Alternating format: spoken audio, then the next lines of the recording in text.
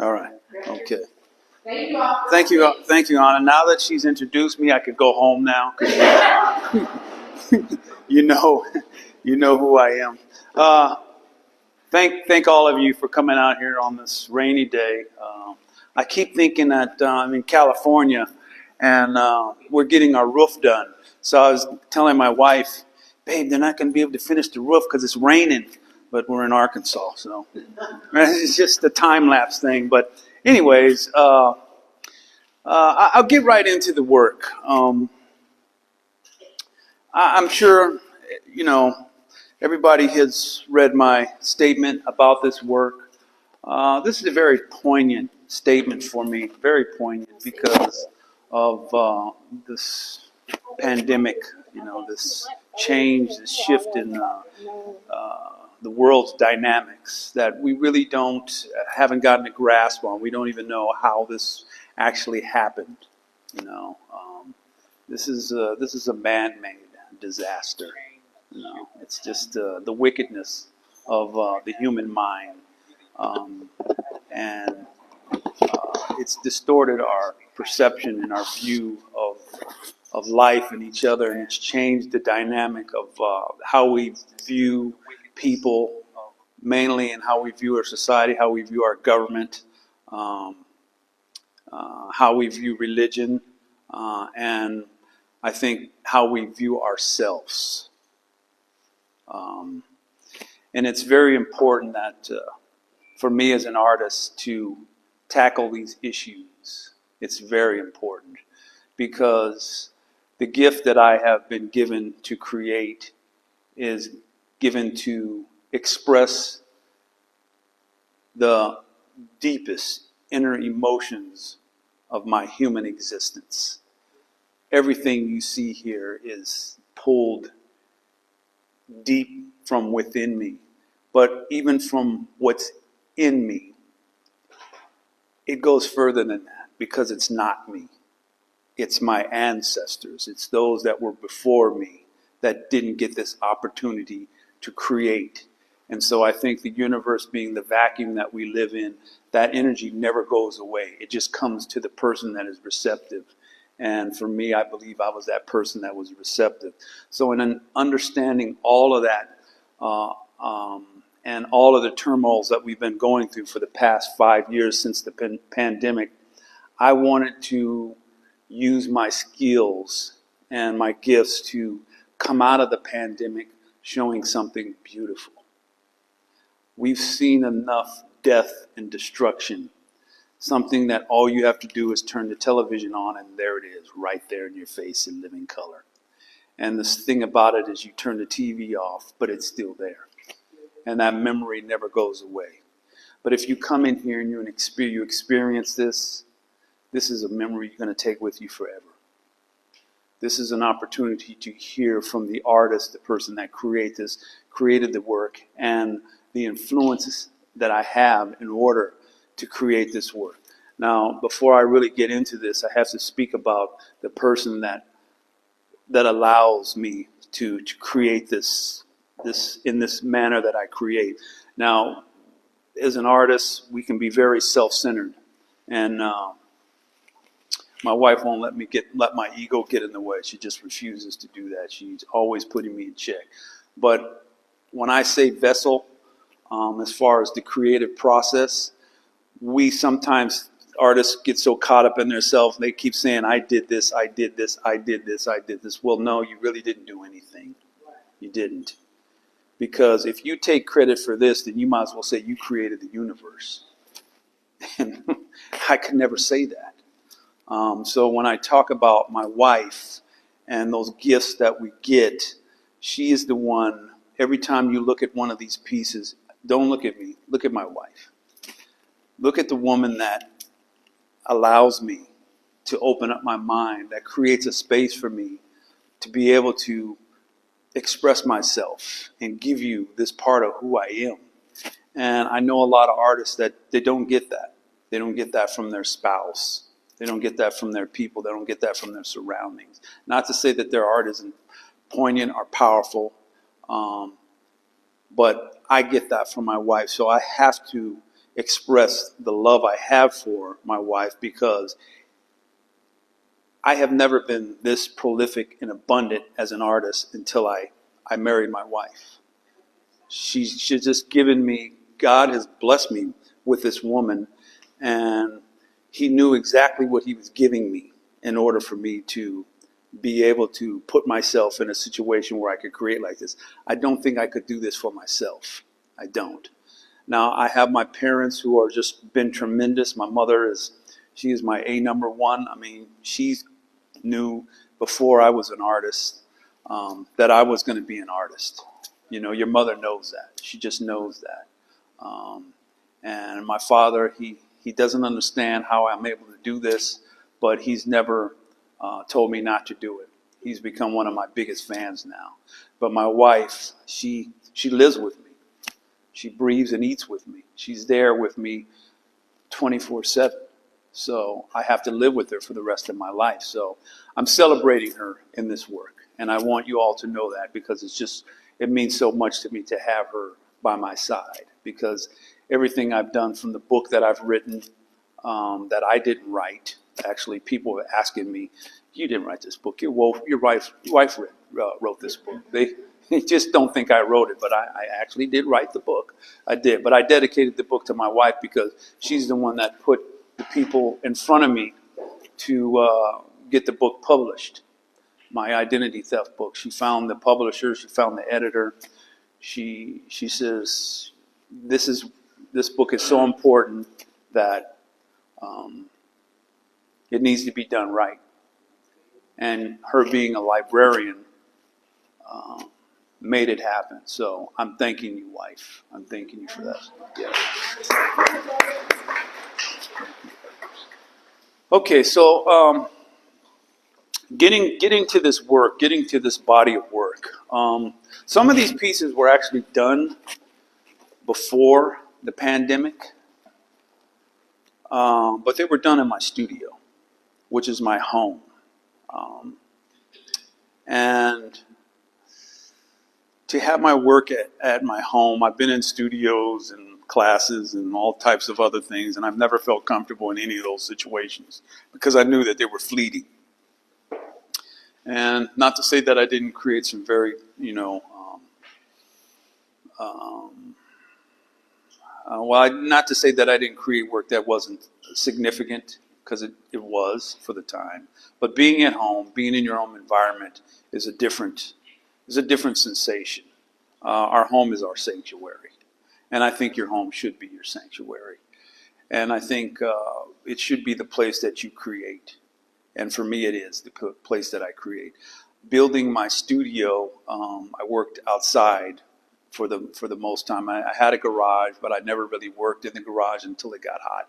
Now that this weather has changed, my wife says you can no longer work outside. You have to get a studio. So I had a really good friend that he invited me over to his house, and I saw his studio, and the person that built his studio was there. And I said, hey, Timothy, his name is Timothy Washington, an incredible artist.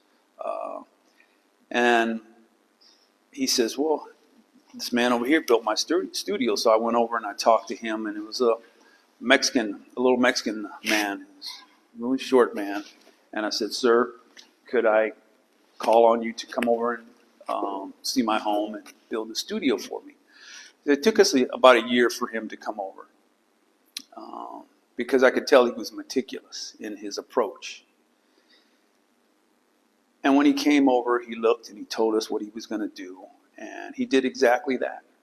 And I renamed him. His name is Gabriel. I now call him Gabriel the Magnificent. Yes, because we see these people from different cultures, and him being a Mexican, we always look at them as like our labor force. They are like the substitutes for what we were at one time. And sometimes we have a tendency to look down at people like that and think that we're more than them. And that's the worst mistake I think human beings can make, as far as determining how we see another person and thinking that we are better than that other person and we know more. This man, Gabriel, I call him Gabriel the Magnificent because he is magnificent. This man is the most meticulously detailed person. And I know I'm detailed, but he's even more detailed than I am. And he built my sanctuary, my studio. And this is what comes out of it. So when I talk about the pandemic, I'm going full circle. I need to give credit to everyone that allows me to create like this. And the universe will bring you those people when you're receptive. You have to be receptive. You must be receptive, and you must be appreciative of what you have been given, and never be arrogant and think that you're better than anyone else. Because if I thought like that, I would never be able to create like this. Never. Never. You must be grounded. That is why I work in clay. You see this right here, this piece? There's a block of clay. Has anybody ever seen how clay comes in a bag, a 25-pound bag of clay? Now you look at that bag of clay and you say to yourself, my goodness, that's a bag of clay. You know, what am I supposed to do with that? Well, you're supposed to open up your mind. Clay is like the human form.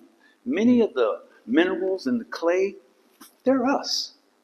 And I consider myself as just recreating us in my vision when I open up that bag of clay. So going into my studio during this pandemic, I said, hey, here's this bag of clay. Here's the studio I have. The dream that I've always wanted to have my own studio where no one could come in and say, hey, you got to move because the rent is going up, or we're going to demolish the building, or we're going to move someone else in here, and there's these distractions and whatnot. And finally, I got a place where I was not distracted. It was mine. I could go in there, I could turn my music up, I could cut on the lights, and I could pull out this simple bag of clay, and I could create. I could just let my mind go. I could just let it go. And I say that because when I was a child, I still think the same way. When I found out this gift that I have in order to create, it was my mind just saying, man, you got all of these things just trapped up inside of your head, and now here's your opportunity. I see that's why people go crazy sometimes, because they have all of these visions and these things in their head, and they don't have an outlet to let them get out. They don't have that, but they do. For me, it's this bag of clay, this simple bag of clay. It's like humans. We look at this bag of clay and we take each other for granted, but we never know that if you open up that bag of clay, what you're going to become as a human being. We never know. And so this simple material that we look at, and we let somebody else dictate to us what this bag of clay is supposed to be about, instead of looking and reaching into our souls and taking this bag of clay that we come from, that's just pulled out of the earth, and saying, look what we can do with this. So if you tap into the universe, if you tap into a higher power, you're able to be given this gift to create like this. People ask me all the time, man, how do you do this? I'm receptive. I'm receptive. I open up. I am not afraid to open up and let my mind just run free. I want you to see who I am when I'm not here. If I'm not here, you're hearing my words right now. But if I'm not here, I think you could still hear these words in each one of these pieces you look at, because I can see by how people interact and look at the work. Many times I'll go to shows and I'll kind of stand back and come in a little late if my wife allows me to do that. And I'll just kind of watch. And people sometimes don't know that I'm the artist, so I can kind of get a judge and a feel about how they interact with the work. And for me, it always makes me feel really good, because I can see the genuineness of how they understand my creative process. They understand who I am and what I'm trying to say with this material. And it's very important for me. But as a human being, I think it's important for all of us to know that the gifts that we have, it's okay to let it out. It's all right. I mean, I see so many times when friends of mine were laughed at because they had an ideal.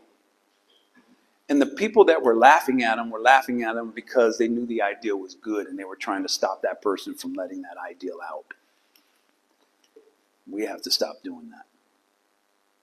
I had a lot of people laugh at me and tell me that what I was doing was wrong and that I was never gonna do what I was supposed to do. But I'm like, hey, you know, that's what you believe. That's what you believe. But my parents told me not to believe that. You know, they said, no, you are here for a reason. You and my brothers, we all have gifts. We're using them to the best of our knowledge. I want to change the perception of how we are viewed. And as a black man, it's very important for me to show that, because not so very little is written and said about us in terms of our creativity. I mean, when you turn on the television and you see that this black group of person or this black person has done this, that, or the other, our society pinholes all of us. We all take the blame for that one discretion of what that one black person has done. We have to stop doing that and see that we're much more than what society says we are. We have to get out of that way of thinking and not blame that one person and make all of us responsible for what that one person's done. We can't do that. So when you look at this work right here, you can do that. You can turn that TV on and say, wow, look at that piece right there. And when you say that, I will tell you right now that no, I'm not the one person that did this. I can proudly say that all of us have done this, contributed to this. And that's turning around that negativity that society puts on us. And for me, the most important thing is to make that positive, to make that whole negative portrayal of who we are positive. It's very important for me for people to see us in our highest light. Very important. Very important. I feel that when you are giving a gift like this, you have to have a responsibility. It's important that you have this responsibility to shine it at the highest light that you possibly can. Because I'm aware that you are being looked at. You are being watched. People are always looking for you to trip up and make a mistake. And that's okay. Because a lot of these pieces in here, you know what they are? They're mistakes. They are. They're just an extension of a mistake. Now that may sound a little strange to you, but it's a mistake. It's a mistake because I wasn't supposed to be able to do this. You know, I wasn't. You know, there's people telling me, no, you're not supposed to be doing that. That's a mistake that you can do this. You know, but it's also a mistake because in the creative process, if art isn't some kind of mistake, you'll never learn from it. If life isn't some kind of mistake, you'll never learn from it. If there's a pothole right here and you don't know what a pothole is, and you walk and you drop down in it and break your ankle, and then your ankle repairs itself through some means or whatever, you go to the doctor. Next time you see that pothole, you're going to walk around it. You're going to know, I won't make that mistake twice. You know, I won't make it twice. But in art, the mistake is a great thing. It really is, because I found now that some people try to control what they create. They try to control it. Don't do that. Don't control what you create. Have a conversation. Sometimes the clay, and in art in general, will you'll have a vision of how you want things to be, and the clay will move in a situation. It'll move. And you're like, oh, no, put it back the way it was. Don't. Step back and take a look at it. That's your material talking to you. It is. That's you having this conversation. That's the beautiful thing about art. I remember one time when I was at San Jose State, I was making this piece, and it was just a head. It had a long neck, and I stepped away from it for a second, and it fell over on the ground, and I'm like, oh man. And I looked at it, and my immediately reaction was to put it back on the table and fix it. But I looked at it, and I'm like, oh, I like that. The way the head flattened out on one side, and it was okay on the other side. And from that point on, I said, that was the clay talking to me. That was me. That was the clay telling me what it wanted it to do. And you don't think an inanimate object can do that, but it does. If you tap into the universe, it'll give you that energy. It will. It'll give you that energy. And that's the beautiful thing about the creative process. I mean, it's just like, it's very magical. It is. It's very magical. But I try to equate what I do with art to just my life as a human being. You know, my whole life now is like this one gigantic sculpture. You know, even here, being here with all of you and listening to you, I'm seeing all these sculptures around here. And my mind is like, oh, how can I create this? What can I do? I love this hat right here. You know, let me go home and see if I can get that hat to do what it's doing here with Miss Singleton. I mean, I'm seeing all that. I mean, it's beautiful. I mean, it's just this visual sensation. And I think it's beautiful because I think we have gotten distorted in our view and our perception of how we look at life now. I mean, we live in this little push button world, and you tap this little button and poof, everything appears like that. Well, with art like that, it doesn't appear this way. I often get asked, how long does it take you to create a piece? And my answer to that is like 45 years. And they're like, what, 45 years? I said, no, well, it's taken me 45 years to get to a point to where I can create this. And so the second answer to that is like, I don't work longer than 3 or 4 days. If I work a week, it's too long. If I work 5 days on a piece, I work too long. If I can't get it done in 3 or 4 days, I'm going to still work on it. But that's usually what it takes to make it work. But it's taken me 45 years to get to the point where I can work like that. And that is understanding your material. They say, oh, you work so fast, you work so fast. No, I work smart. I work smart because I've learned my material, and I'm still learning. And I've never gotten to the point where I thought I think I know so much. You know, I'm like, no, because the minute you get to that point, and I know a lot of you know that, when you get to that point, and you think you know all this stuff, then that's when you have to start all over again. Really. If you really get to the point where you think, oh, I'm better than you, I know so much of this, that, no. I think you need to just reassess yourself and start all over again. We're always learning.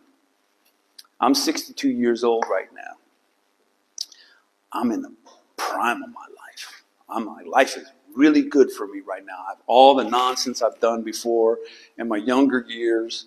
I've raised my daughter. I have grandchildren. My wife and I mean, I've done all that. I've gotten my education out of the way. Everything that I've strived to do in life, the goals that I've set for myself, I've accomplished those goals.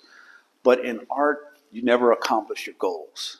My goal in art is to continue to keep creating more and more and more, to let these visions come out. You guys are just seeing just a small sample of what I have. I mean, my studio was actually, it's about half this size. It was crowding in on me. I would go in my studio and there's all these faces just surrounding me. And first it would be all of this right here. And I had my motorcycle in my studio and I had to move it outside. And I had some other boxes and things and I had to move them outside. And I've had to move stuff outside and it's crowding in on me. And I got this little space that I work with, just this little tiny space, but you don't need a whole lot of room to create with. You don't need that. It's not necessary. People think we need all of these things to do all of these things. And if you just think in terms of a bag of clay, a simple bag of clay, just in simplicity. Go back to simplistic times in your life when things were just simple. I tap into that. I relish that.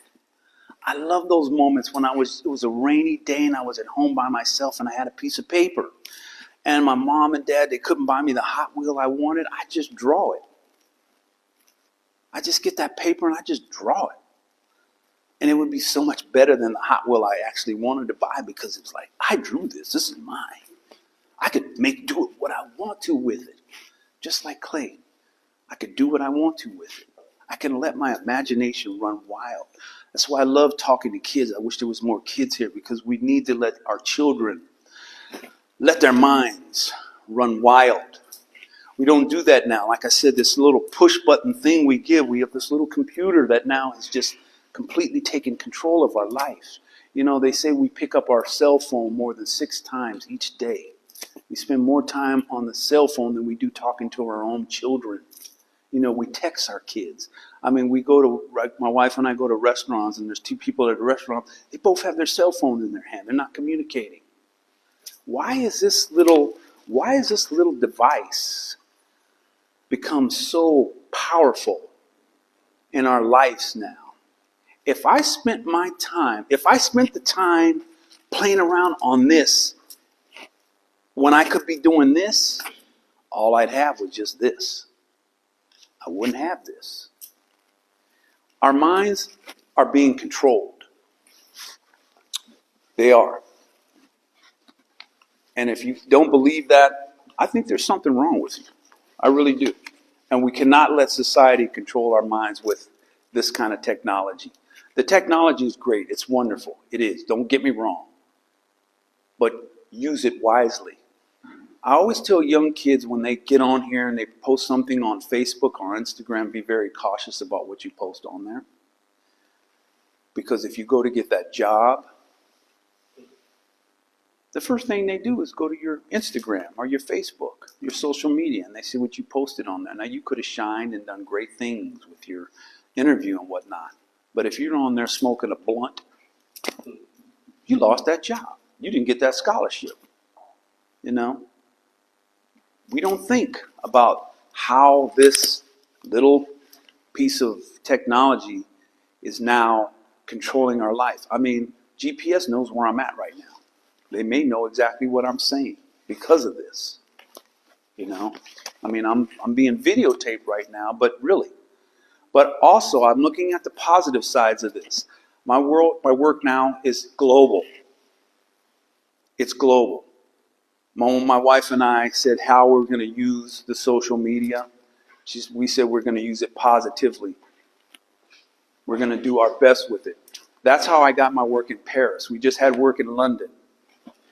We're going to be showing in Paris, and hopefully the work from identity theft, the book, is going to go to South Africa. We've gotten calls. I just got a call yesterday to be in the De Young Museum in San Francisco, and also the Brooklyn Museum. This is all because of social media. We met a curator who's just now going to become the curator for the Brooklyn Museum, or she's one of them. And she saw my book, but she saw me on social media, and she came all the way out to Watts, California, and we met there. And as a result of social media, my work is getting in all these places. You know, I mean, whereas before I wasn't getting this type of access. So when you use this technology, use it wisely. Tell your children, your friends, your family, use it wisely, and then it will come back to you wisely.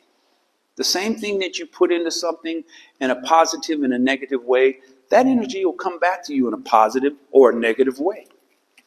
It will. So I'm just trying to use all of that, all of those materials, and it comes from, once again, a bag of clay. People don't understand the importance of what art, the creative process. They don't understand it. They think, oh, you're an artist. And once again, our society has portrayed us in such a demented way. The poor, starving, struggling, crazy, insane artists. You know, they think that, we all have these issues, which we do. I'm not saying we don't. You know, my wife's got to put up with me sometimes. You know, I mean, well, she has to put up with me all the time, and I'm always giving her something to keep her on her toes. Yes, but that's just me having fun. But again, it comes from this creative process. Art has completely consumed me. When I found out that art was going to be my legacy, we have to leave a legacy on this planet. We must. It's imperative that our legacy is positive. I would hate to leave a negative legacy on this planet, because not only does it go to you, it transfers over to your entire family. It does. It transfers over. Everything your siblings do and your aunts and uncles and whatever, you're going to be remembered by that, you know. So sometimes when the intention is all on you and somebody does something crazy, oh, did you hear what his cousin did? They forget all about the cousin and it goes to that person, you know, the person that's recognized. So that's sometimes how social media can be, you know, distorted. So don't get caught up into that. So have those conversations about that. Listen, you guys are listening to me talk, and I love to talk about my work, but if I don't stop talking, you guys will be falling asleep. So I mean, now that you're here, I love the audience, and I know you have questions to ask. And please, let's have some dialogue about some of the work and some of the things that you're seeing in here. I'd love to answer those questions. So I'll start right now. Just raise your hand. Please say your name. Okay, Sheila Singleton. This is my, no, I didn't know. She's always on my Facebook. And she finally said her name, and I'm like, Sheila Singleton, yeah. Yes. Thank you, Sheila. This piece, which I love. But is your wife a hat wearer? Well, she wears a hat her mother gave her, and sometimes, yeah, because of her hair when it's hot. Yes, she wears a hat. Because I was wondering, I love that.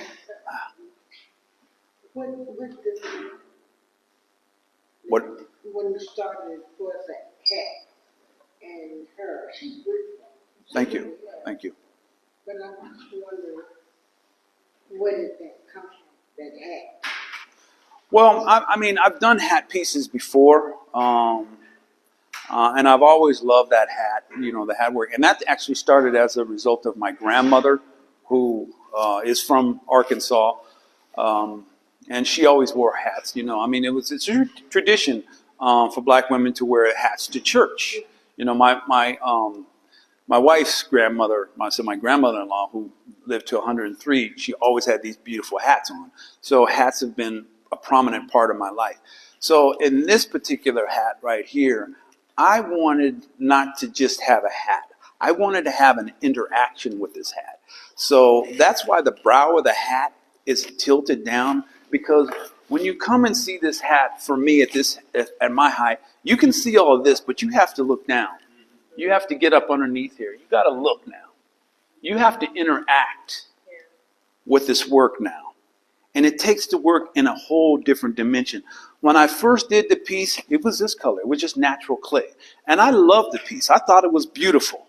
But then when I started working with this graphite material, which I'll go into in a little bit, I said, no, I have to take this whole piece because it deserves us to an entirely different level. So, and adding this graphite on here, which I guess now that I've enticed you, I'll talk about it. I started working with graphite this 40 years ago, because as a creative person, I went through a couple different phases where first, after my first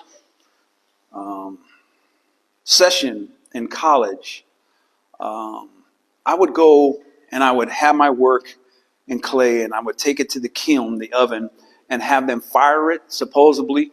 And then when I'd come back, it was always broken. And I would always wonder, why do you guys keep breaking my work? And then finally I figured it out. They were jealous of what I was doing. And yeah, they would purposely break my work. And I'm like, you know, because I always felt that I was an anomaly. You know, here I am, this black man, and when I was at school, I was an athlete. So I went there as an athlete to run track. I got a full scholarship. And they thought I was a jock and taking art classes just because because you take an easy class and you get an easy A. Well, I was there in class every day. I graduated with a 4.0 grade. Well, I didn't graduate. I left with a 4.0 grade point average. But anyways, I would come back and I'm like, man, you guys break my work. So when I left school my first time, I just stopped firing my work. So I had a lot of pieces that were unfired. And I would tell people, this is what you do.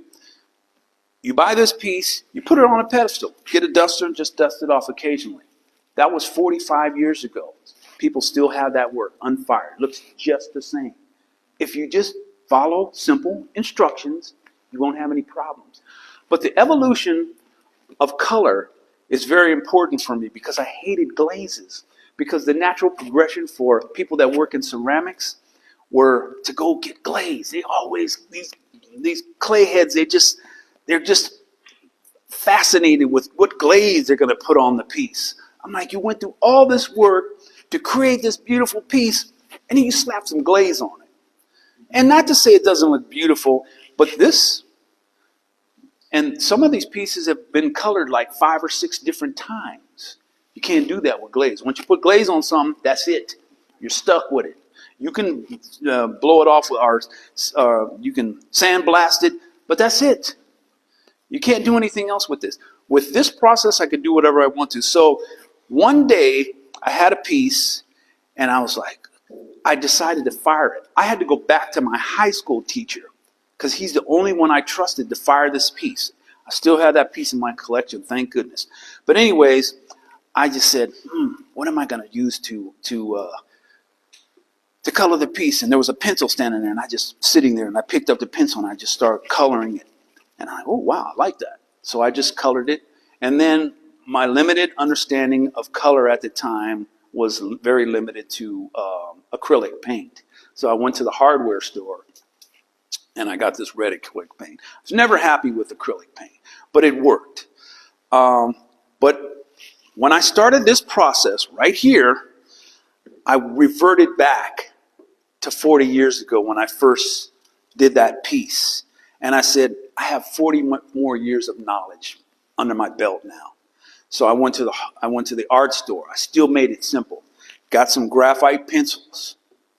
And I said, let me see what I could do with these graphite pencils. Took me all day to just go through this. But it was meditative. So you get the most out of it. When you're working, you never look at it as work. I don't even like using the word work. That's just an analogy for what you use. But I went through this process of going back and forth with this pencil. And then I rub my hands in it. And I go back and forth and I rub my hands in it. And I was able to touch it and feel it and watch it take on a whole new life. And that came from what I did 40 years ago. And it showed me how I had advanced in that short a time and able to come up with this process. And I had a couple people come in and critique it, and they're like, well, man, it's graphite. When you rub your hands on it, it's going to come off on your hands. Well, I figured out a way for that not to happen. I'm not going to tell you, but I did figure out a way for that not to happen. Now, it will come off if you sit here and rub your hands on it, but it will come off. But I figured out a way to have that happen. So, any more questions? I know we have some more. Yes?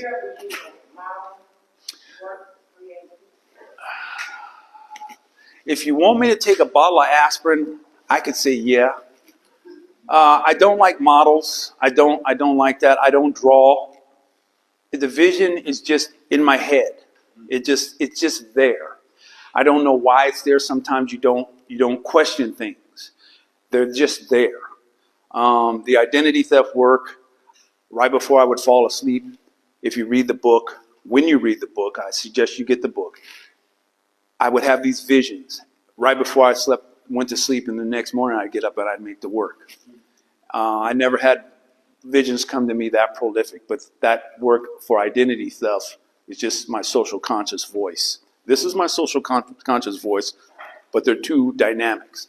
So models, no. I mean, I just did a piece for a doctor in Harlem, and it's Pahotep, and he wrote the Maxim. He was Egyptian, the first book ever written 5,000 years ago.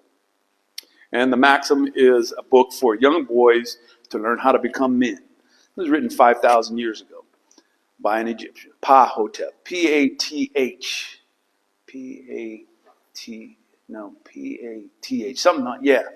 Anyways, there's very few images of him, and so the doctor is an eye doctor. And so we went back and forth because he kept sending me these images on a cell phone. So I had to create this piece on a cell phone. And I was getting really frustrated with him, but after a while, he was actually guiding me through the process, because he's like, no, the hair isn't right. He's like, Egyptians are very symmetrical. and the way they do their hair. So I was learning. He said the color isn't right. He said the eyes weren't right. The mouth wasn't right. And every time we would have these conversations, he would tell me, you're almost there. You're almost. It was driving me crazy. But at a point, when I became receptive, it flowed. And it's the most beautiful piece. It doesn't look all stylized or anything like that. But let me tell you something. The magical thing, the most pathetic, no, the most beautiful feeling I had from creating that piece, I went back in time 5,000 years ago.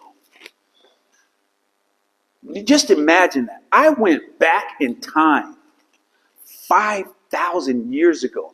I felt that I was the artist 5,000 years ago creating this piece. I'm not kidding me. I'm not kidding you. It took me back in time. That was an incredible feeling to go back in time like that. It was overwhelming. I was like there in this art area where these artists were creating this work 5,000 years ago. So that's another thing. That's the amazing thing about art, this whole creative process, if you open your mind and let the universe take you there. Any more questions? I know we have some more questions. Yes. Can you talk about this specific piece here and tell me why you decided to That's one of the pieces that has gone through a lot of changes. Actually, that was a torso. He had arms, a shoulder, and the... Oh, Nature's Three. Oh, okay. This one. Okay, all right. Nature's Three Mothers. Okay. I'm very. I want to be in tune with the earth. Again, because of clay, it makes you just become in tune with it. It starts out with this piece right here. She's the oldest piece. She's the one that has the flowers on her. She's blossomed. This is the second oldest piece. She's the middle child. She doesn't have any flowers. She just has her beautiful leaves flowing through her face. Her eyes are open. Then you go to this side, You go to this side right here. And you notice she's green and her eyes are closed. She's the child. She hasn't blossomed yet. She's still growing. That's why she's green. All the work for me should have a meaning. You should know what it means. For me, it's important to create work that has a meaning and that I can explain that meaning for you. And I think if you look at this work, you'll see that her hair isn't developed like the hair on the rest of the sisters. Even Garbo asked me when she saw the piece raw. It was just this color. It was just plain clay. And I knew I had to add color to it because I knew that it symbolized more. She said, this piece isn't done. And all I did was send her pictures at the time. But she saw it. She recognized that. Yeah. So, yeah, it's just, I'm symbolizing what the significance of family means and how we need to look after each other. How like my older brother, he watched over me and we were so completely different, even though we share the last name. They're like, you're Tony's brother? I'm like, but my brother's like, he let me be who I was. And so I had to do the same with my younger brothers, let them be who they were, but we all looked out for each other. So I took, those lessons and they wind up back in your work. Yeah. Yes. When you reflect on the attributes or things that you had as an athlete that you brought into your art that made you a better artist, and the things about your art that made you a better athlete? Oh, thank you so much. That's a great, great question.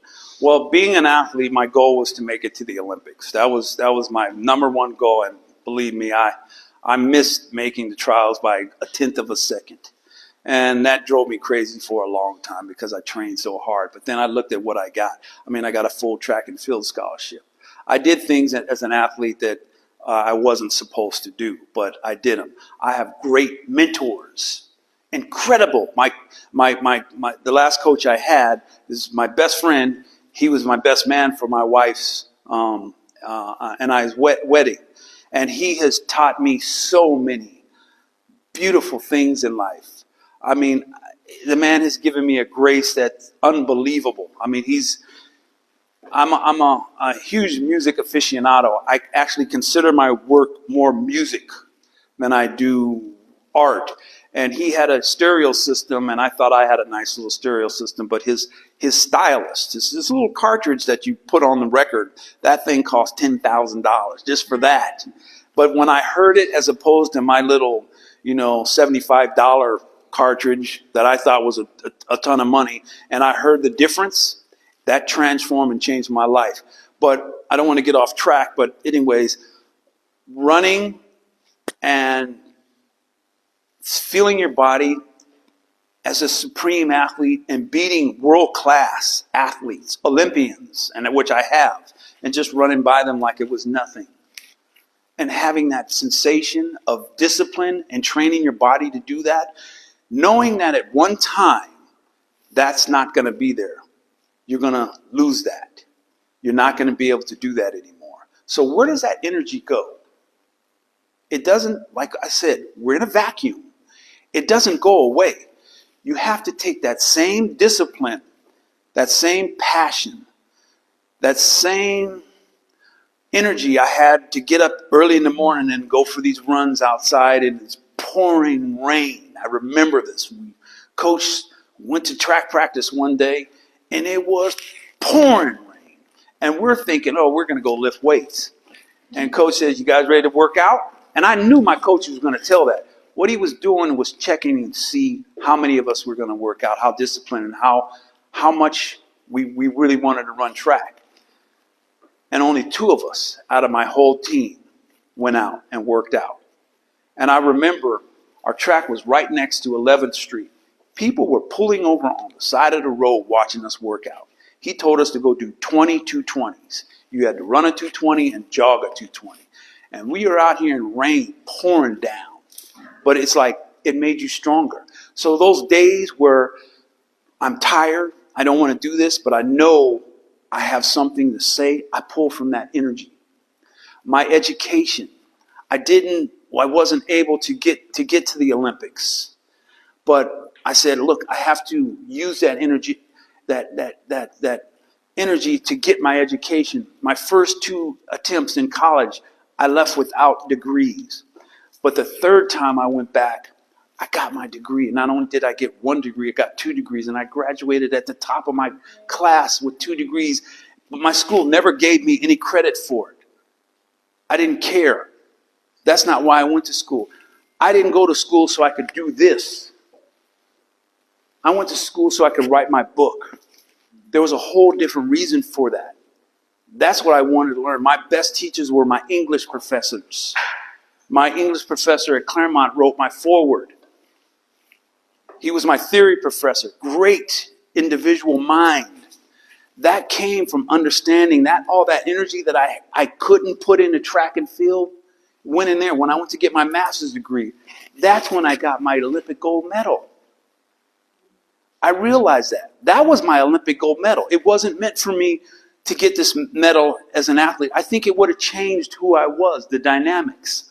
Even though I trained harder than anybody I knew, everybody told me I was most dedicated. That's the award I received my last year in college. Most dedicated. I was better than most valuable, most outstanding, and I've gotten all those awards. But the most dedicated, when they gave me that award, that like, whoa, you somebody was watching you. And so all of that energy, it went into this. So don't think that if you do something, you don't fail at it. You only fail if you don't take the energy from that thing that you think you failed at and transfer it to something else. So that's what I did as an athlete. Thank you for that question. That was wonderful. Thank you. Yes. Any more questions? Yes. I was going to ask you, what was the inspiration to your African queen out here? The seer.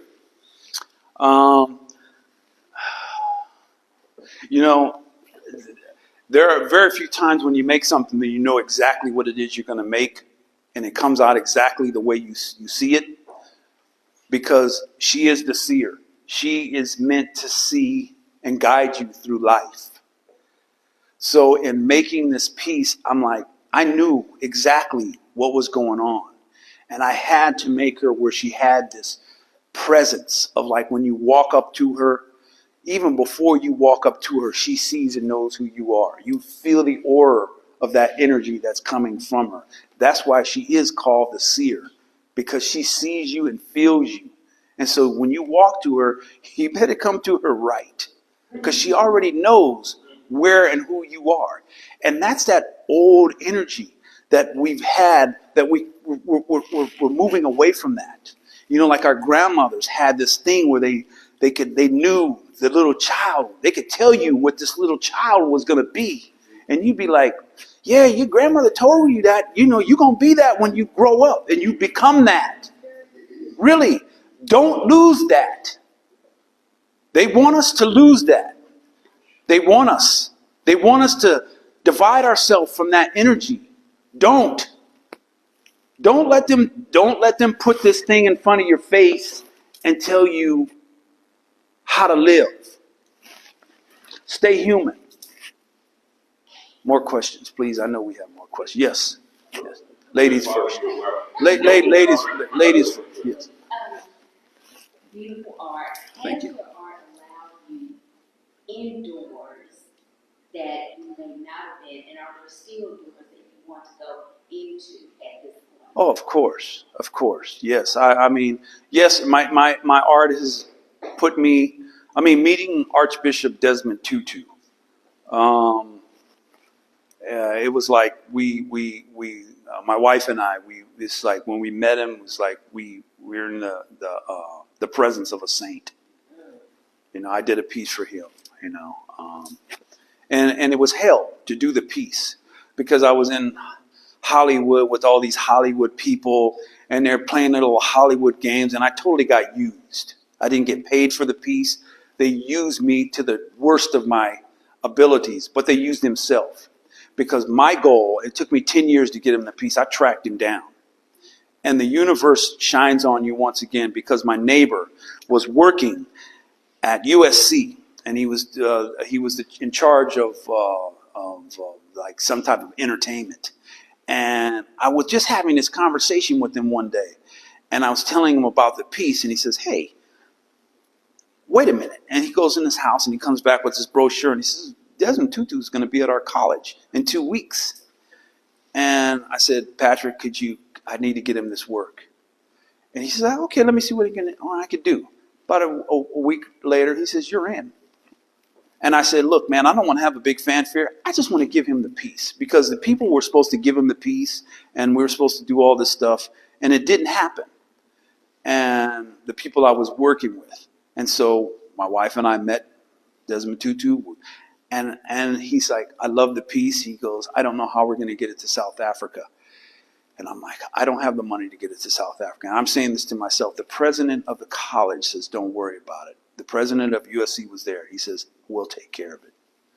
Now, the ironic thing is, I'm a student at Claremont Graduate University.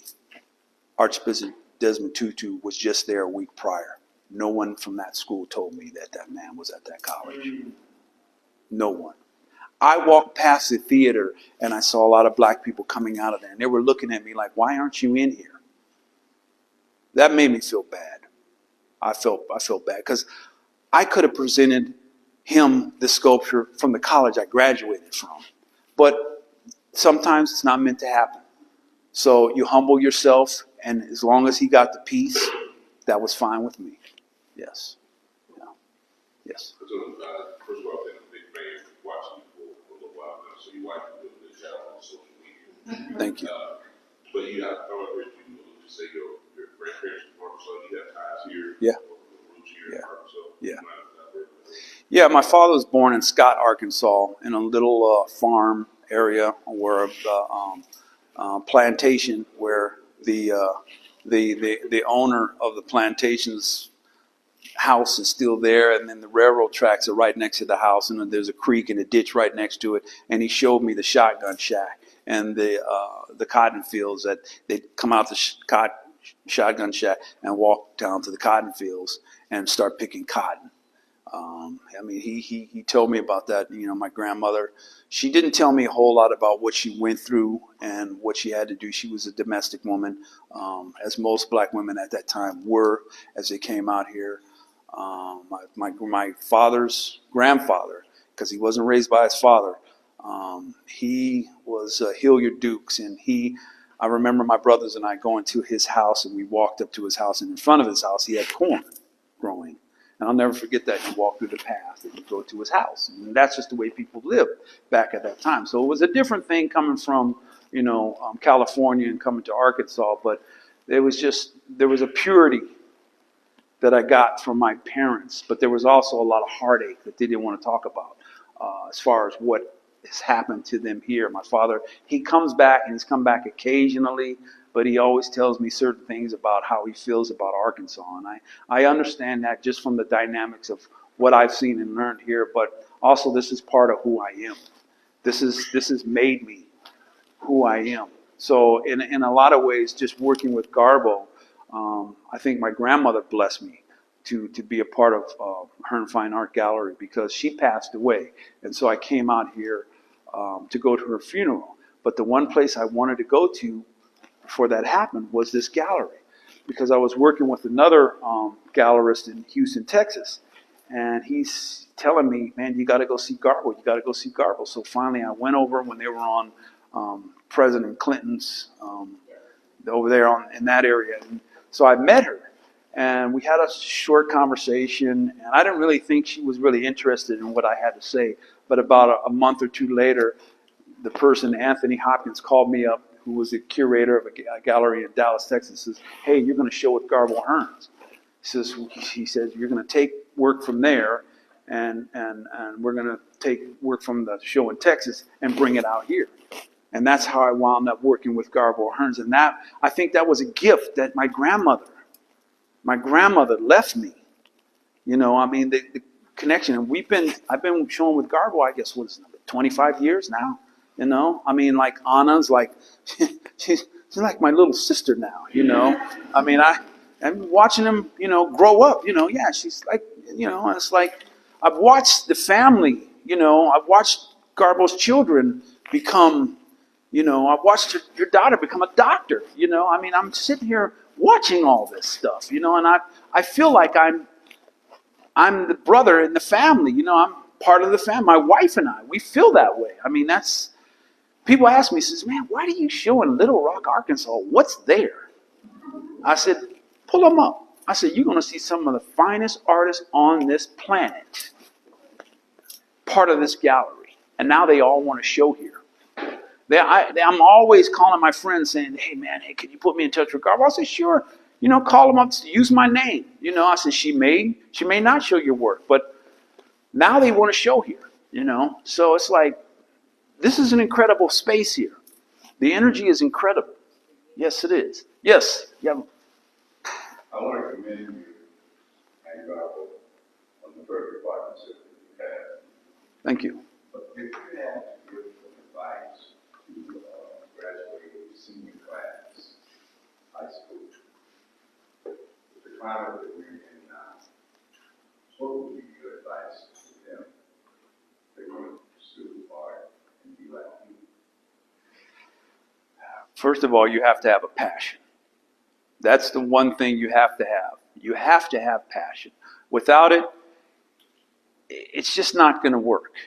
You have to, there's a driven force inside of you that tells you you need to believe in yourself. You must believe in yourself in order to make this happen. You have to, being an artist is very selfish in ways. Sometimes you have to separate yourself from your friends and even your family in order to find the path that you need to go down. And if something is calling you and you know that's going to be your voice, you need to listen to that voice. You need to follow and listen to it. And I'm only telling you what I learned. Because this voice inside of me, and I had thousands of voices coming at me. But the one voice I heard was stay on the path. Stay on the path. My mother told me, she said, you're going to be an artist.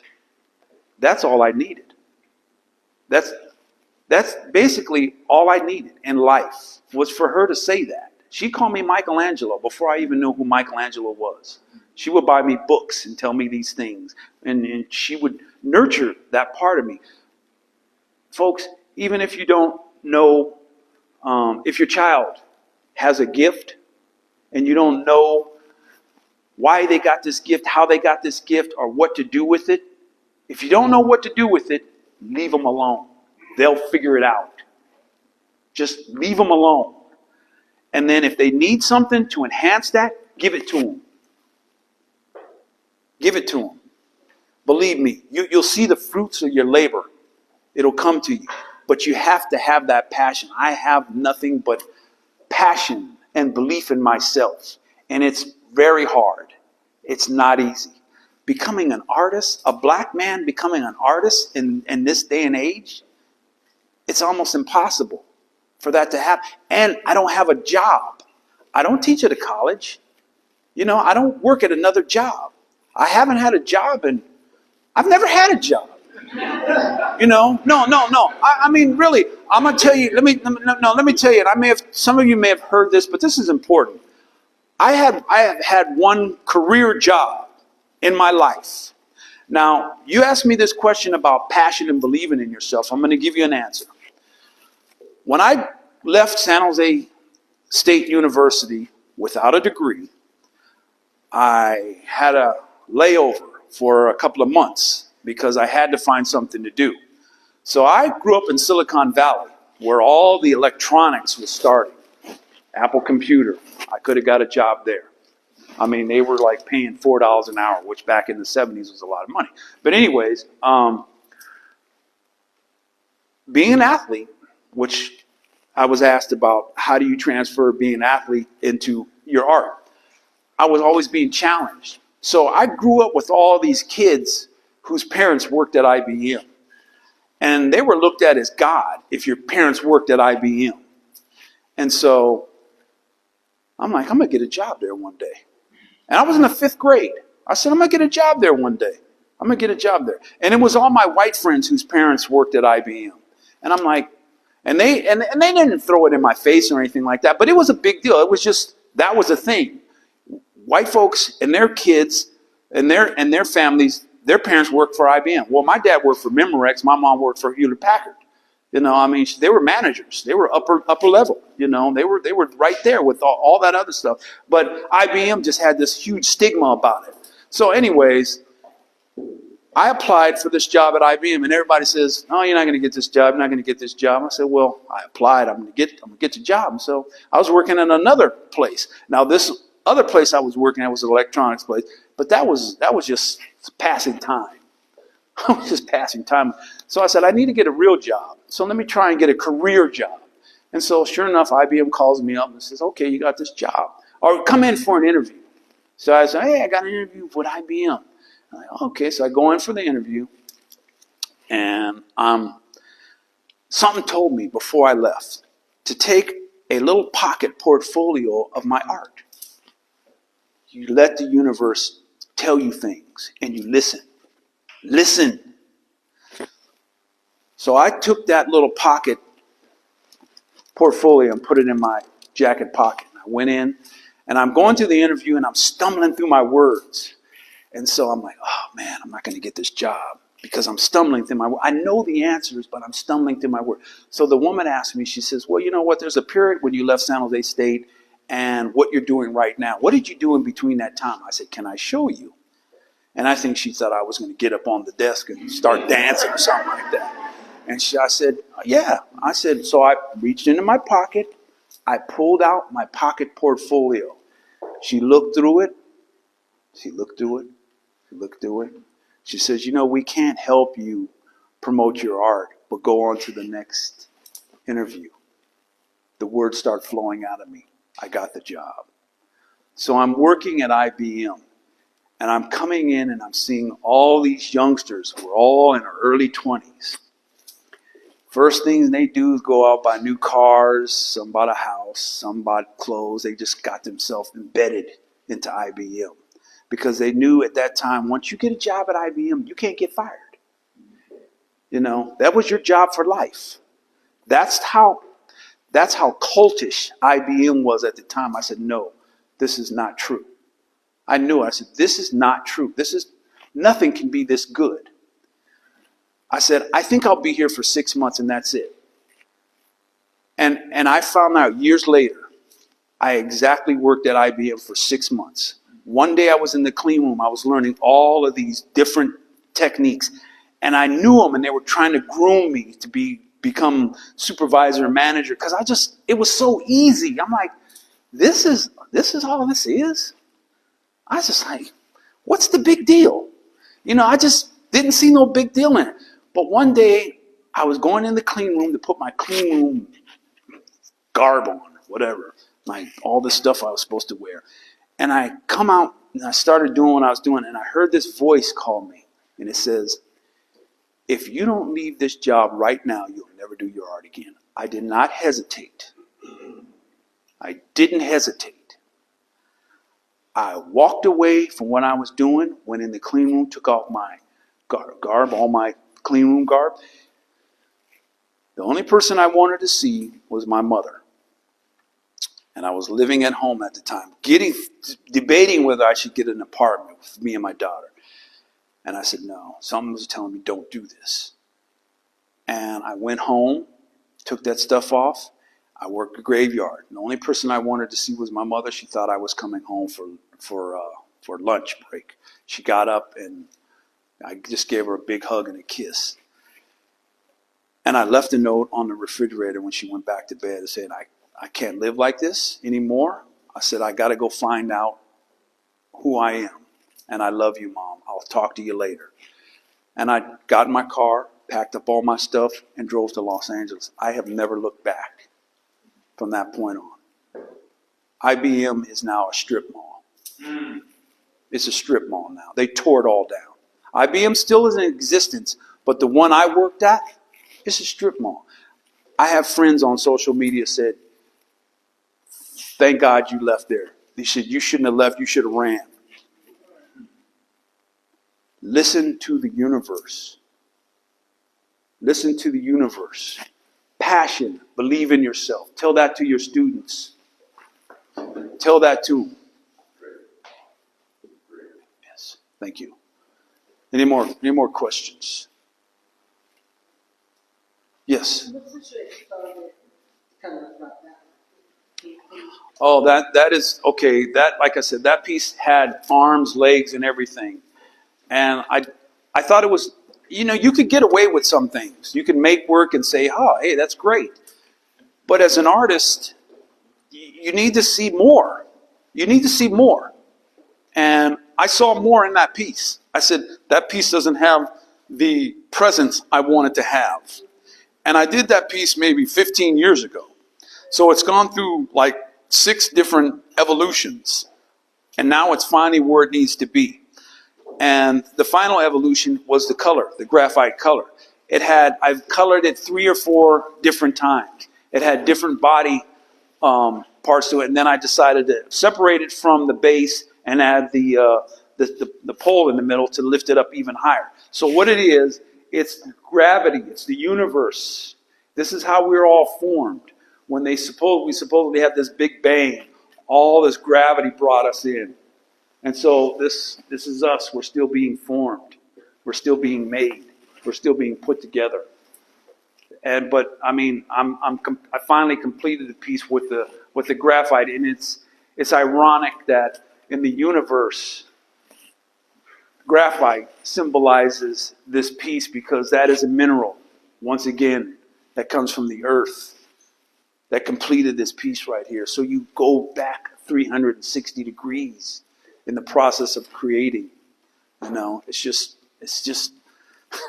the art for me is just the most incredible learning tool that I've ever had in my life. It is.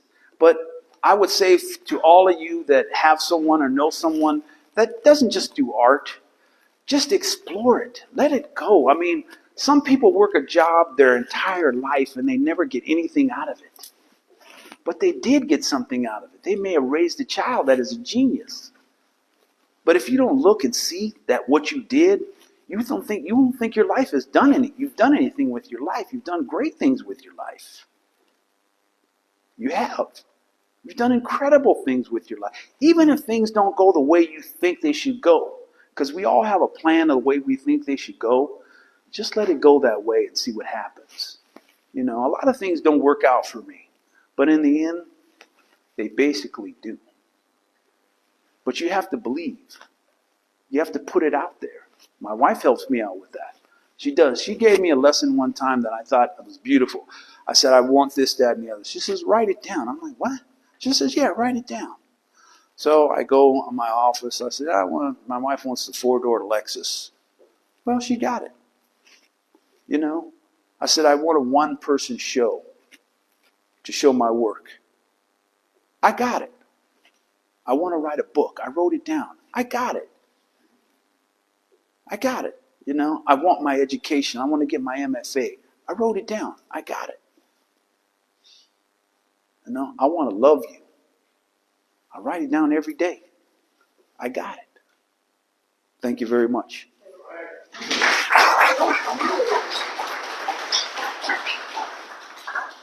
We want to thank you all so much for being with us on a rainy day.